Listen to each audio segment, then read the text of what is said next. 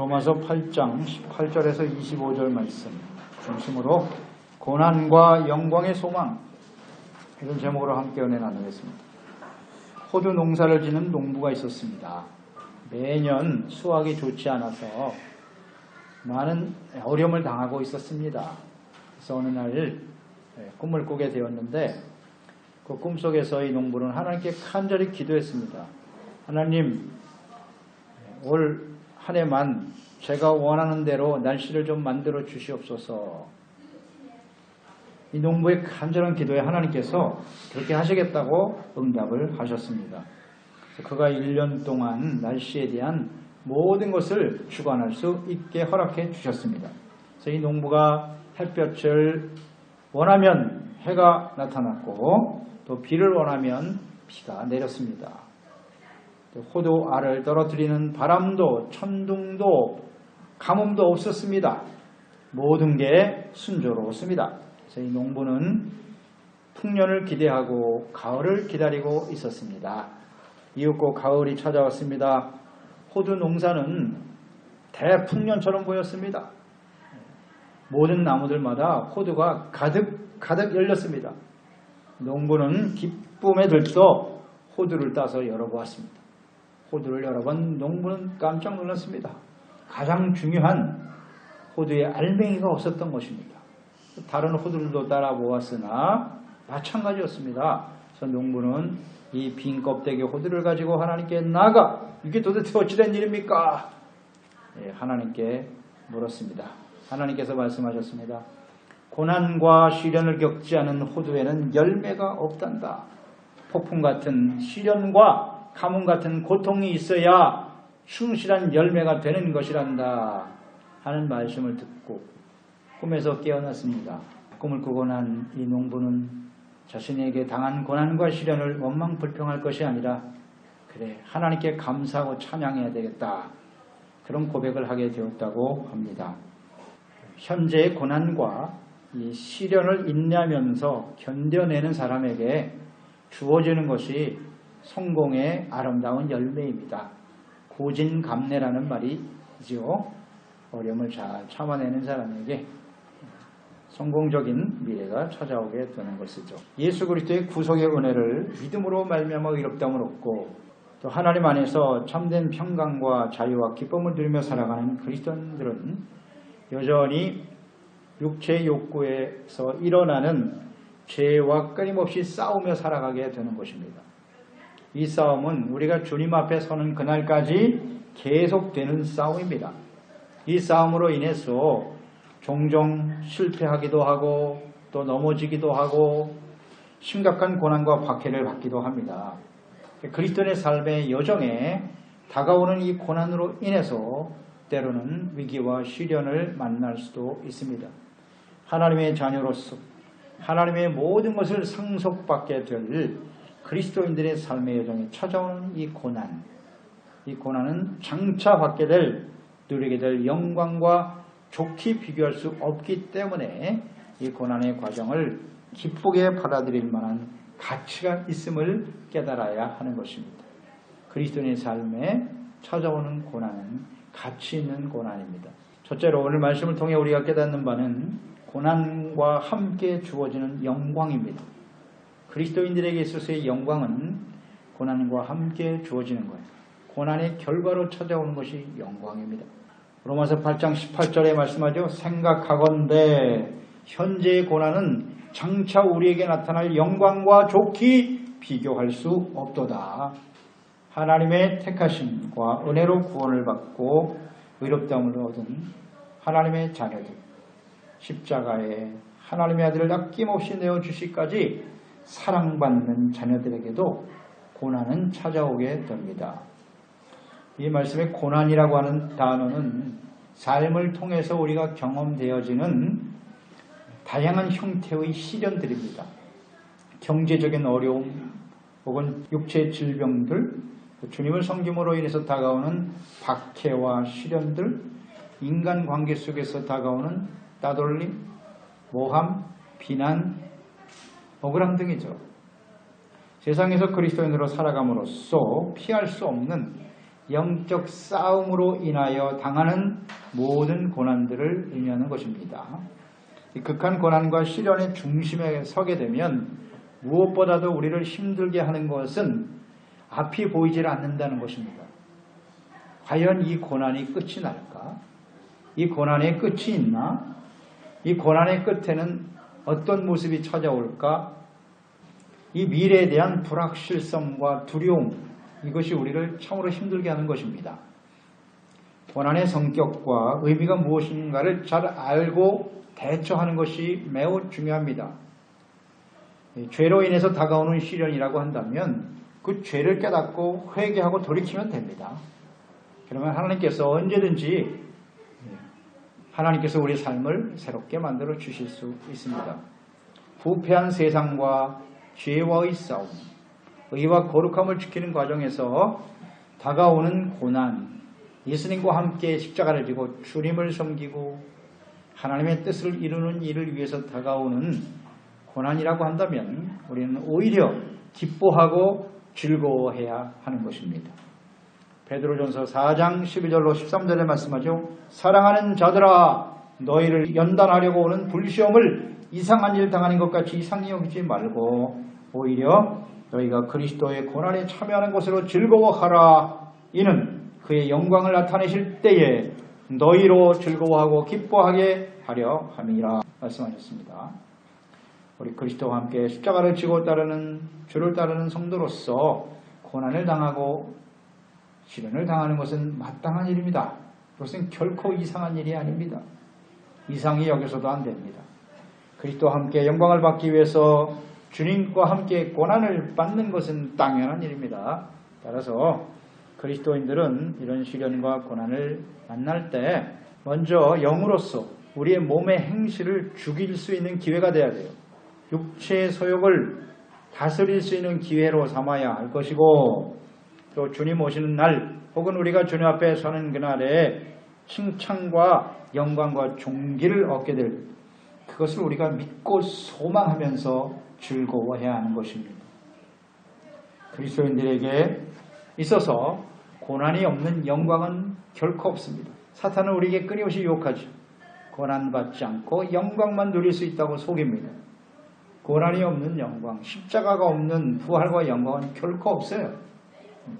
그렇기 때문에 우리 그리스도인의 삶에 찾아오는 고난 속에서 우리는 영광을 바라보고 오히려 그것을 즐거워하고 기뻐하며 이겨낼 수 있어야 하는 것입니다. 고린도후서 4장 17절로 18절에 말씀합니다. 우리가 잠시 받는 환난에 경한 것이 지극히 크고 영원한 영광에 중한 것을 우리에게 이루게 함이니 우리가 주목하는 것은 보이는 것이 아니요 보이지 않는 것이니 보이는 것은 잠깐이요 보이지 않는 것은 영원함이라 그랬습니다. 우리가 이 세상에서 당하는 고난, 시련 이것은 잠시 잠깐 당하는 일입니다. 물론 고난 가운데 있을 때 이것이 끝날 것 같지 않고 너무나 견디기 어려운 시간들이기는 하지만 육체를 가지고 살아가는 눈에 보이는 이 인생은 아침 안개와 같이 잠시 있다 지나가는 것입니다. 우리의 지나온 날들을 한번 생각해 보세요. 쏜살과 같이 지나온 그런 시간들 아닙니까? 생각보다 이 세상은 매우 짧고 아주 빠르게 지나갑니다. 인생을 마감하고 우리가 하나님 앞에 서게 될 때 죽음 이후의 삶은 영원한 삶이에요. 끝이 없는 영원한 삶이죠. 이 영혼에 비하면 지금 우리가 이 세상에 살아가는 눈에 보이는 우리의 인생은 아주 잠깐인 것입니다. 고난과 시련의 무게가 너무 무겁게 느껴지기도 하지만 하나님 앞에서 받게 될 영광과 상급에 비하면 이런 고난은 새털처럼 가벼워질 수 있다는 것입니다. 장차 하나님 앞에서 누리게 될 영원한 영광을 바라보면서 이 시련과 고난의 때에 오히려 우리는 하나님께 기뻐하고 감사하며 찬양하면서 승리하는 성도가 되어야 하는 것입니다. 고난이 없는 영광은 없다. 이것은 불변의 진리입니다. 두 번째는 세상의 모든 피조물도 탄식하면서 영광을 소망하고 있다는 것이에요.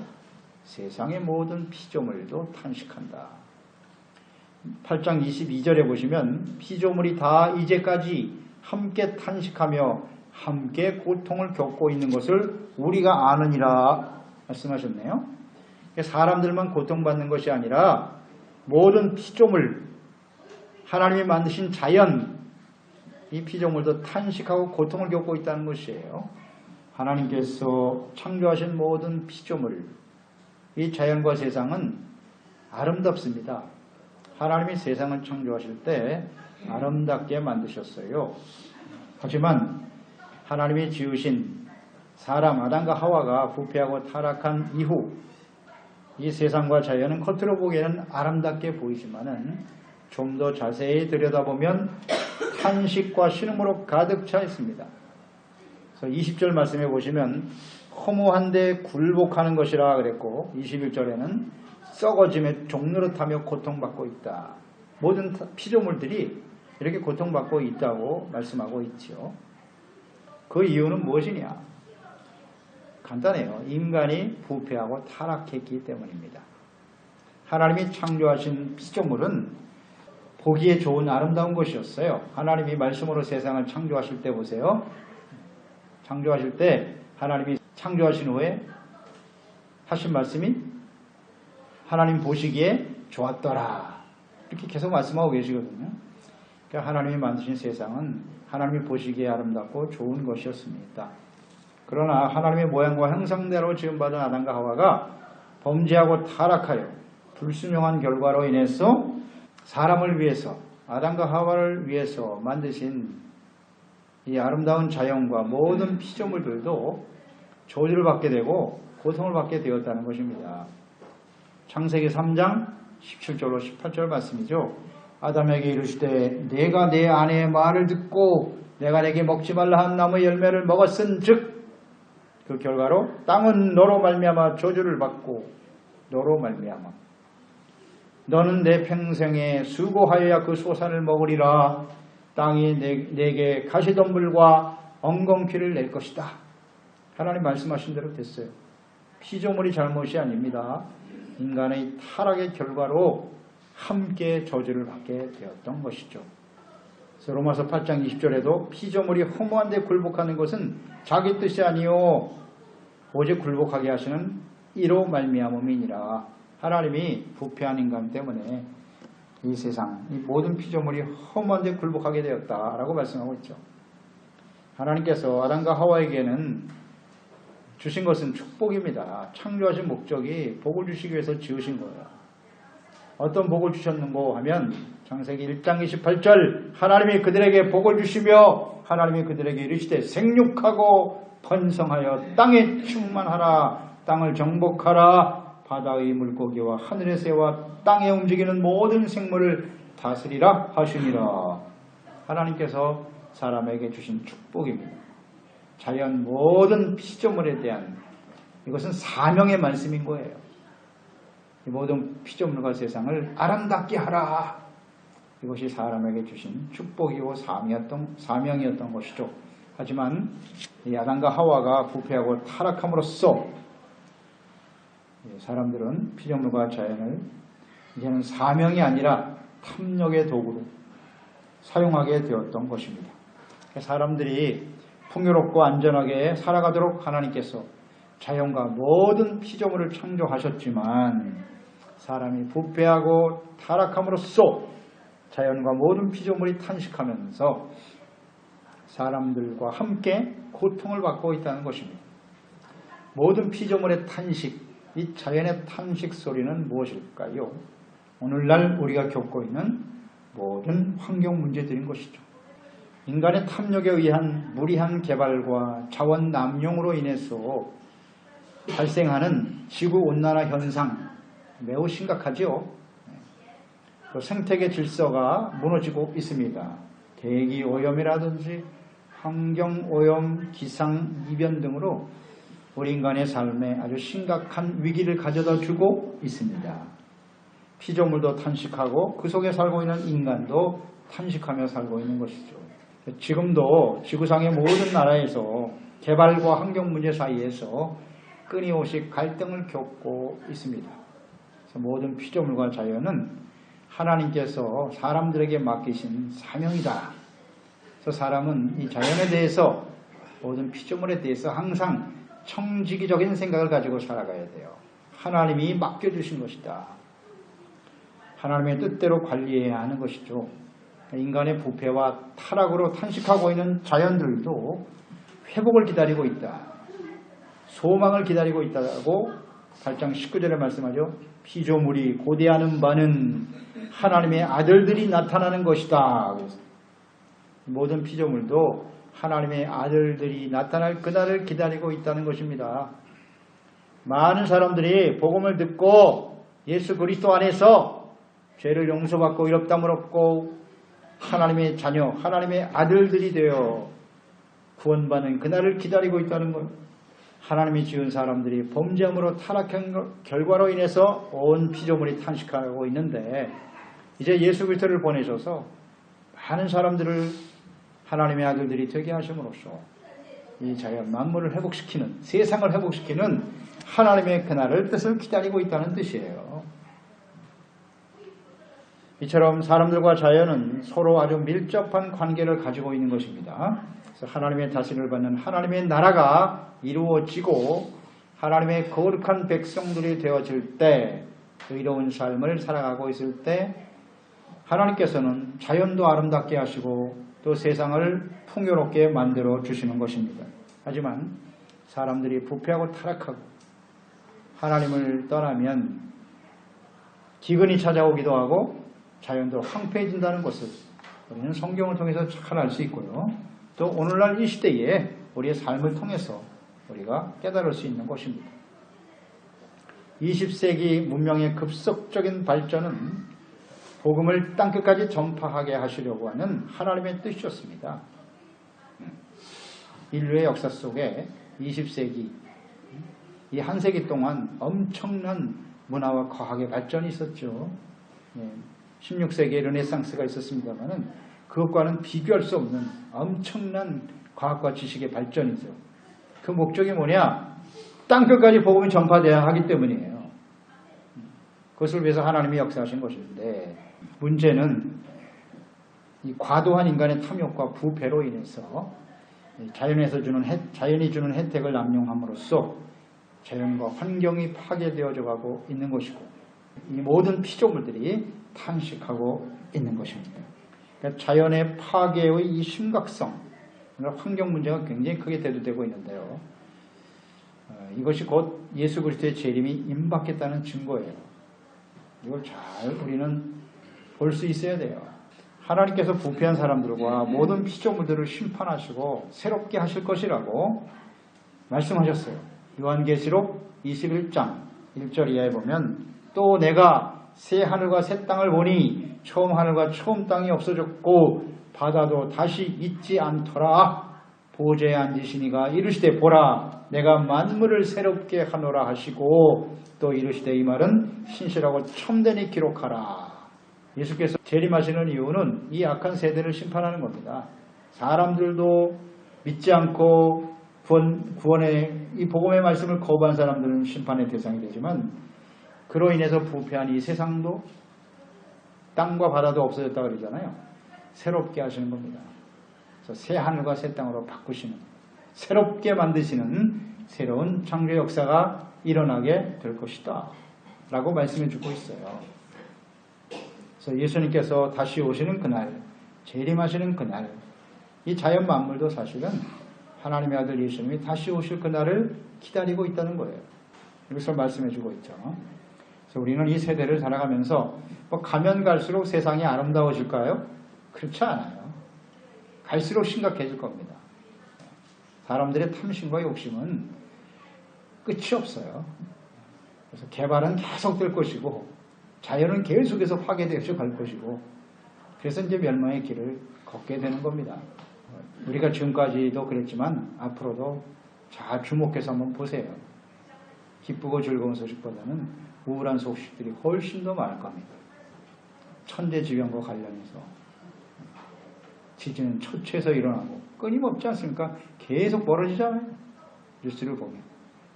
이런 일들은 더 심화될 거다. 자연도 탄식하고 있다. 이것을 생각합니다. 세 번째는 그리스도인들은 이런 고난 중에도 소망을 가지고 인내해야 한다는 겁니다. 고난 중에 소망을 가지고 인내하라. 23절 그뿐 아니라 또한 우리 곧 성령의 처음 익은 열매를 받은 우리까지도 속으로 탄식하여 양자될 것 곧 우리 몸의 속량을 기다리느니라. 그리스도인의 삶의 여정에도 고난과 시련은 찾아옵니다. 이건 이상한 일이 아니라고 그랬어요. 고난은 사람들에게만 있는 것이 아니라 이렇게 부패한 사람들로 인해서 모든 피조물과 자연에도 나타난다. 탄식하게 만들고 있다. 이런 고난과 탄식이 가득한 세상에서, 이게 우리 지금 현실이잖아요. 이런 현실 세상에서 그리스도인들은 어떻게 해야 할까요?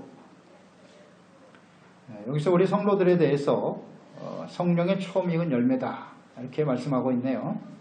그리스도인들은 누구냐? 어떻게 우리가 하나님의 자녀가 되고 성도가 되느냐? 성령님께서 우리를 거듭나게 하시고 깨닫게 해 주셔야 하나님의 자녀가 될 수 있다는 거예요. 성령이 아니면 하나님과 그리스도를 알 수가 없죠.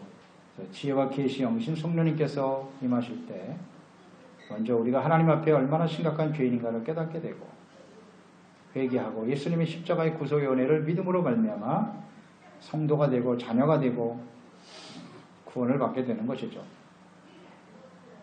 이러한 성도들의 간절한 소망은 양자의 영이잖아요. 양자가 될 것과 우리 몸의 속량을 기다린다. 양자, 하나님의 아들이잖아요. 성령이 오셔서 우리를 하나님의 아들로 인쳐주시고 확증시켜 주시고 그리고 하나님의 나라를 유업으로 받게 될 썩을 몸이 아니라 영원한 부활의 생명의 몸으로 바뀌어질 그날을 기대하고 소망하면서 그 고난의 시간을 이겨내게 된다는 것입니다.